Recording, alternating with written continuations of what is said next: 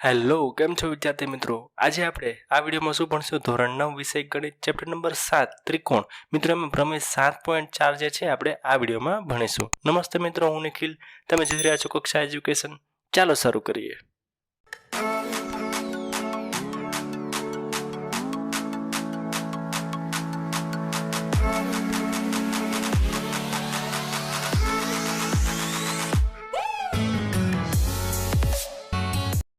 એટલે મિત્રો પ્રમેય 7.4 એને આપણે વિધાન વાંચીએ અને પછી સમજીએ. શું છે? બા એકરૂપતાનો શરતનો પ્રમેય કહેવાય. એનું વિધાન વાંચે કે જો એક ત્રિકોણની ત્રણેય બાજુઓ બીજા ત્રિકોણની ત્રણેય બાજુઓને સમાન હોય તો આ બંને ત્રિકોણ એકરૂપ હોય એવું આપણે સાબિત કરવાનું છે. તો આપણે આકૃતિમાં દોરીએ કે એક ત્રિકોણ લીધું અને એક બીજું ત્રિકોણ, જેમાં AB ને અનુરૂપ બાજુ PQ સમાન છે, BC ને અનુરૂપ બાજુ QR સમાન છે અને AC ને અનુરૂપ બાજુ PR સમાન છે. તો જે આપેલું છે આપણે લખશું પક્ષમાં. તો અહીં ત્રિકોણ ABC અને ત્રિકોણ PQR માં શું આપેલું છે? AB બરાબર PQ, BC બરાબર QR તથા બીજું શું આપેલું છે? AC બરાબર PR. બસ જે આપેલું છે આપણે શેમાં લખીએ? પક્ષમાં. શું સાબિત કરવાનું છે? કે બંને ત્રિકોણને એકરૂપ સાબિત કરવાના છે. તો આપણે લખીએ કે ત્રિકોણ ABC એકરૂપ ત્રિકોણ PQR. જો ABC શરૂઆત આપણે આ રીતે કરી તો PQR આ રીતે જ લખવું, તમારે આમ ન લખવું, PRQ ન લખવું, ત્રિકોણ PQR જે આપણે સાબિત કરવાનું છે. જોઈએ સાબિતી. ચાલો સાબિતી કઈ રીતે કરશું? જ્યારે ત્રણેય બાજુ સરખાવાળો પ્રમેય આવે ત્યારે યાદ રાખવું કે જે બીજો ત્રિકોણ છે એને નીચે ત્રિકોણ બનાવવાનો છે. કઈ રીતે? તો કે AB બરાબર Q, આપણે કંઈ નામ આપીએ QS. AB બરાબર QS એટલે કે AB અને QS નું માપ સરખું થાય એવો રેખાખંડ QS આપણે દોરવાનો છે.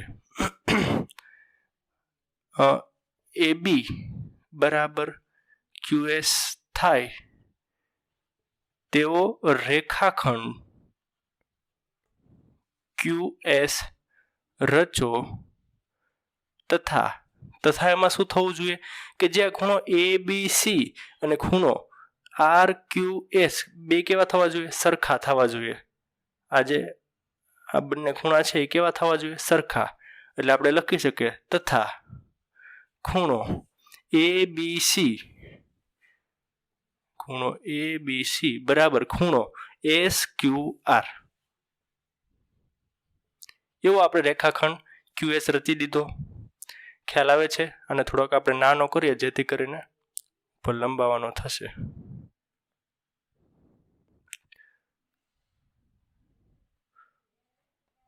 ચાલો, QS અને AB કેવું છે મિત્રો?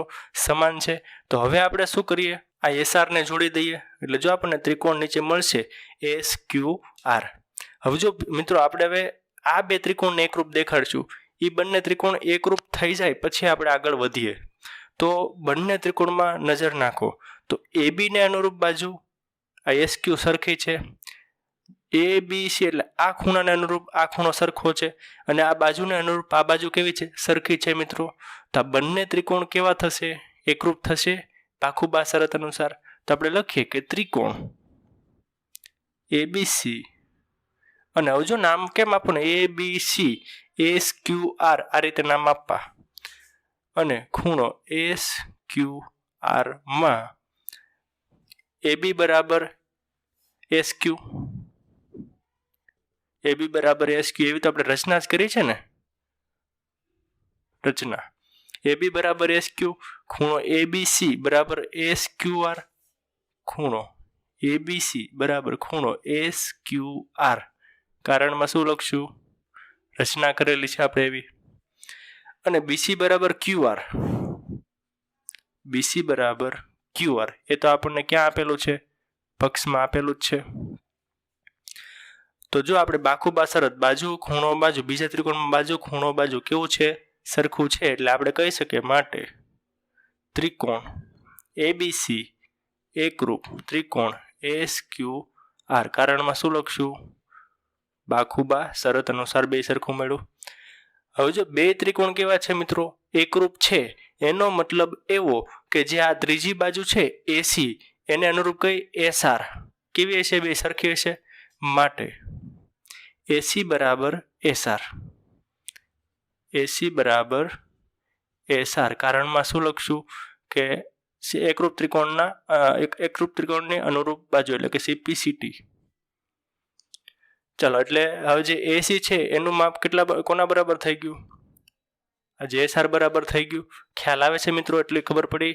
હવે મિત્રો આ છે ને PS ને આપણે જોડી દઈએ એટલે તમને બે ત્રિકોણ મળશે. આ ઢાંકી દઉં એટલે ત્રિકોણ PSR અને આ ઢાંકી દઉં એટલે ત્રિકોણ SQP. એટલે બે ત્રિકોણ તમને મળશે.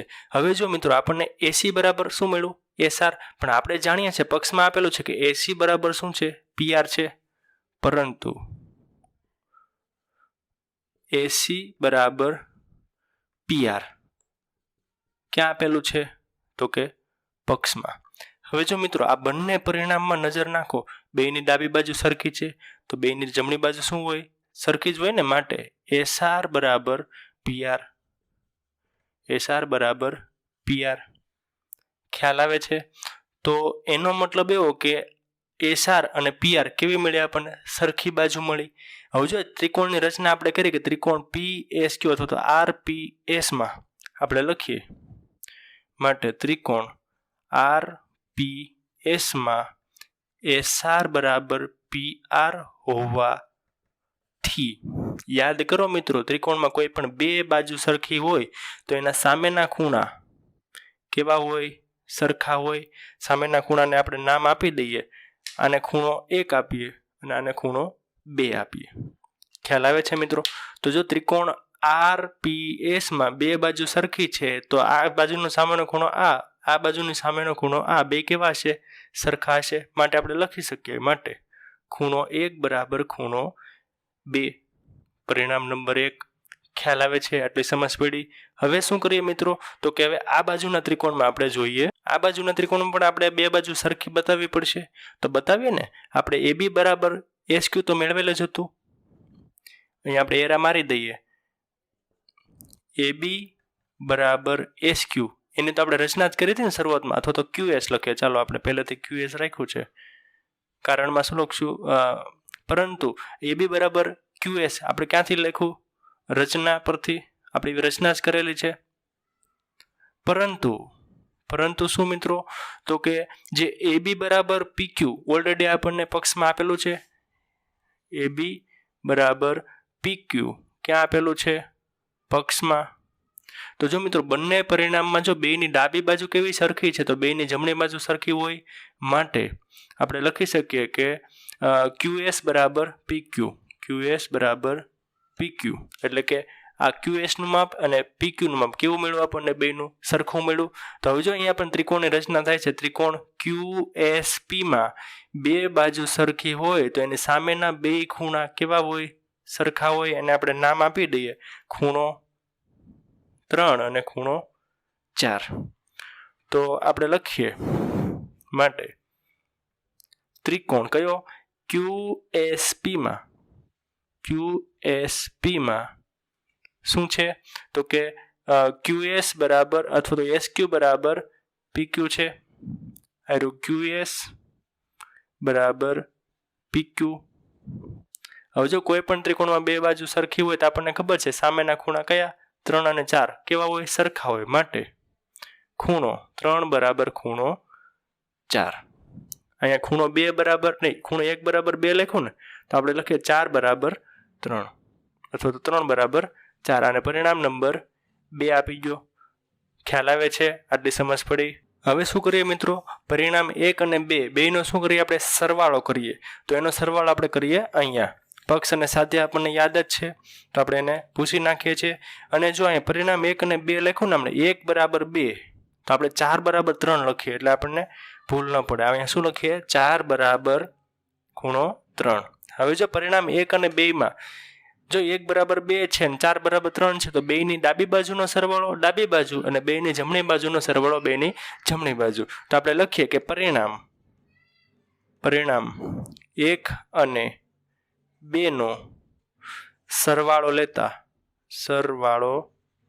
લેતા બેયનો સરવાળો લ્યો મિત્રો એટલે ખૂણો 1 વત્તા ખૂણો 4 બરાબર ખૂણો 2 વત્તા ખૂણો 3.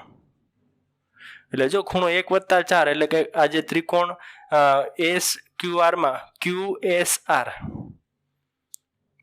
ખૂણો QSR બરાબર જે છે આયરો 2 વત્તા 3 એટલે ખૂણો QPR ખૂણો QPR એટલે કે જો આપણને આ ખૂણો અને આ ખૂણો બે કેવા મળ્યા સરખા મળ્યા. હવે આપણે જાણીએ છીએ કે આ ત્રિકોણ અને આ ત્રિકોણ કેવું છે બે એકરૂપ છે તો આને અનુરૂપ ખૂણો કયો છે આ ખૂણો S અને S ને અનુરૂપ આ ખૂણો સરખો મળ્યો આપણને. પરંતુ આપણે લખીએ આને આપણે 3 નંબર આપી દઈએ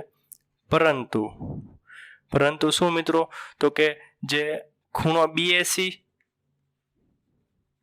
બરાબર ખૂણો QSR થશે QSR. કારણમાં શું લખશું કારણ કે ત્રિકોણ ABC એકરૂપ ત્રિકોણ SQR ખ્યાલ આવે છે. એટલે આ બંને ખૂણા કેવા છે સરખા તો આને આપણે પરિણામ 4 આપી દઈએ.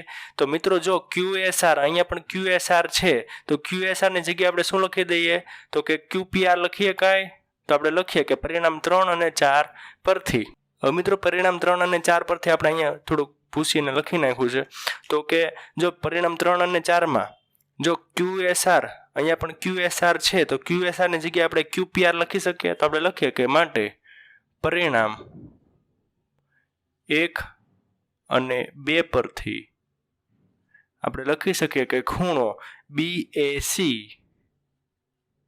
બરાબર QSR ની જગ્યાએ શું લખવાનું છે ખૂણો QPR. હવે નજર નાખો કે ખૂણો BAC અને ખૂણો QPR એટલે આ ખૂણો બે કેવા મળ્યા સરખા મળ્યા. તો હવે જો બંને ત્રિકોણમાં માટે ત્રિકોણ ABC અને ત્રિકોણ PQR માં બંને ત્રિકોણમાં આવે જો બાજુ ને અનુરૂપ બાજુ PQ છે AB બરાબર PQ ક્યાં આપેલું છે તો કે પક્ષમાં આપેલું છે. ખૂણો BAC બરાબર ખૂણો QPR હમણાં જ મળ્યું આપણને ખૂણો BAC બરાબર ખૂણો QPR એ હમણાં આપણે મળ્યું એટલે પરિણામ નંબર આપવો હોય તો આપો નકર એમને રહેવા દો તો પણ ચાલશે. અને AC બરાબર PR પક્ષમાં જ આપેલું છે AC બરાબર PR ક્યાં આપેલું છે પક્ષમાં. તો હવે જો મિત્રો 3 એ 3 આપણને મળી ગયા છે પરિણામ. કયા પરિણામ તો કે બાજુ ખૂણો બાજુ ખૂણો બાજુ. તો બાકુબા શરત અનુસાર બંને ત્રિકોણ આપણે કેવા કહી શકીએ એકરૂપ કહી શકીએ માટે ત્રિકોણ ABC એકરૂપ ત્રિકોણ PQR કારણમાં લખી દેવાનું કે બા બસ આપણે આ જ સાબિત કરવાનું હતું તો નીચે લખી દેવાનું કે જે સાબિત થાય છે. તો મિત્રો આનો સ્ક્રીનશોટ તમે પહેલા લઈ લીધો છે ને આનો પણ એક સ્ક્રીનશોટ લઈ લો. પ્રમેય થોડોક આગળના પ્રમેય કરતાં થોડોક લેન્ધી છે એટલે મિત્રો તમે થોડુંક ધ્યાન આપી અને વિડીયો 2 થી 3 વાર જોજો અને જો ધ્યાન આપીને સમજશો એટલે એક જ વારમાં તમારે આખો પ્રમેય ક્લિયર થઈ જશે મિત્રો. બસ વિદ્યાર્થી મિત્રો આ વિડીયોમાં એટલું જ. મળીએ નવા વિડીયોમાં નવા ટોપિક સાથે. ત્યાં સુધી તમે જો ચેનલમાં નવા હો તો પ્લીઝ ચેનલ જરૂરથી સબસ્ક્રાઈબ કરો અને બાજુમાં આવેલા બેલ આઇકન દબાવો કે જેથી નવા વિડીયો આવે એમની નોટિફિકેશન તમને સૌથી પહેલાં મળે. અને જો તમે ઓલરેડી સબસ્ક્રાઈબ કરેલી જ હોય તો પ્લીઝ આ વિડીયોની લિંક તમારા મિત્રો સાથે શેર કરો કે જેથી એ લોકોને પણ મદદરૂપ થાય. બસ વિદ્યાર્થી મિત્રો મળીએ નવા વિડીયોમાં નવા ટોપિક સાથે. થેન્ક યુ વિદ્યાર્થી મિત્રો.